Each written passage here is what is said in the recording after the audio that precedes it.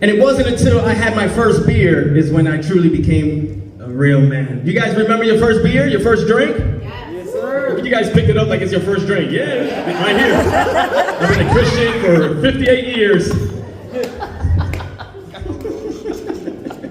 My first beer was when I was 8 years old in New York. My dad, Papi, he was the superintendent of this big building in Mount Avenue. A lot of apartments, a lot of the demographics just like this. We had black guys, and whites, and Asians, and a whole bunch of people. But Papi used to throw the best parties in that apartment. I'm telling you, like, this stage is probably the size of the whole living room in that apartment. But he had everyone there. All race, all nationalities, everyone was there. And he had 2 boom boxes. Do I need to remind you what a boom box is? We're all OGs here, right? He had 2 boom boxes in the living room, playing different genres, different style of music at the same time. In one boombox he had some Latin music, some Tito Neves, some Tito Rojas, all of that. And the other one he had some hip hop, some Wu-Tang Clan playing. Y'all ever watch Soul Train late at night? On mute? Yes, exactly. Everybody just offbeat. That was the living room. That was Papi's living room. You didn't know what beat to ride. You had black dudes over here on this side. Over here you had the Spanish people with the cucaracha. You had all the white people, you know, doing the thing that they do. Any white person care to demonstrate? The floor is yours. Going once? You didn't raise your beer this time, buddy.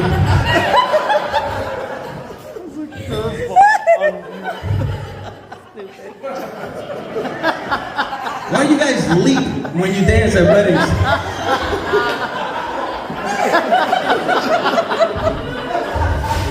It's unhuman-like. But there was this one person in that living room at every party. Do you guys have that one drunk uncle that goes to every party? Yes, sir. That one Theo, that drunk-ass Theo. That was my Uncle McKean. God bless him. The best fucking Theo ever. That man was sitting right there, standing right there by the windowsill, middle of winter, and he's there dancing by himself. Apparently, with an invisible woman, and she was fine as cheeks. Because he was there.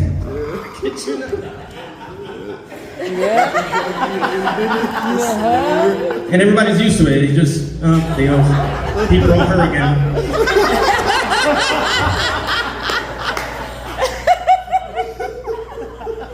Apparently, he touched her inappropriately. Because his drunk ass fucking fell. She pushed his ass. And when he fell out the way, right there on that windowsill, was a fresh, open can of beer. I say all that to say about my first beer. Stay on track. Right under, it's wintertime, the window was open, so I knew it was a brand new can open. It was nice and cold. And it was a Budweiser. You guys remember back then the commercials with the 3 frogs? Right? Do you remember? What did they say in the commercial? Budweiser. Yeah, let's do it again. You guys are Bud, you guys are White, you guys are Ers. Not the hard R. Here we go. Budweiser. Man, that commercial used to inspire me as a kid, man. It was incredible. It was right there. And so everybody is dancing, doing their Soul Train offbeat shit. And that was an opportunity for me. Michael Jackson kicked in. I turned around, I moonwalked all the way to the windowsill, turned around. I did my smooth criminal lean, you know the lean? I had to check to see how much beer was in the can. Can't make it obvious. That was the time when we started doing a little boogaloo too. Y'all know what boogaloo is? I look to the right to see if mommy is watching. I look to the left to see if mommy is watching. Mommy be everywhere. Mommy is brought to you by 19 Action News. And she wasn't. That was my opportunity. Now you tell me, you're 8 years old, you see that fresh can of beer, you want to be a man, you're tired of everyone thinking you're a little, patadilla shit.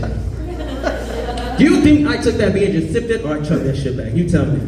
I took that motherfucker. I threw that shit back. I crushed that can, threw it out the window. And you know what?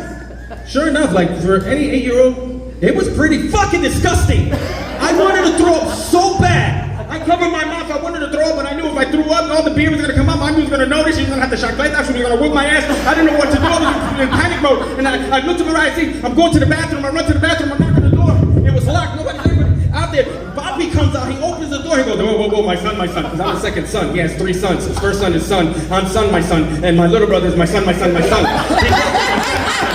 hey, my son, you gotta wait. Somebody needs to use the bathroom first. He was waiting. He goes, hey, Gil McKee, bathroom's available. My uncle goes, it's okay, mijo. I already took a piss in that beer can on the window. That's my time. Tony Fresh, love you guys.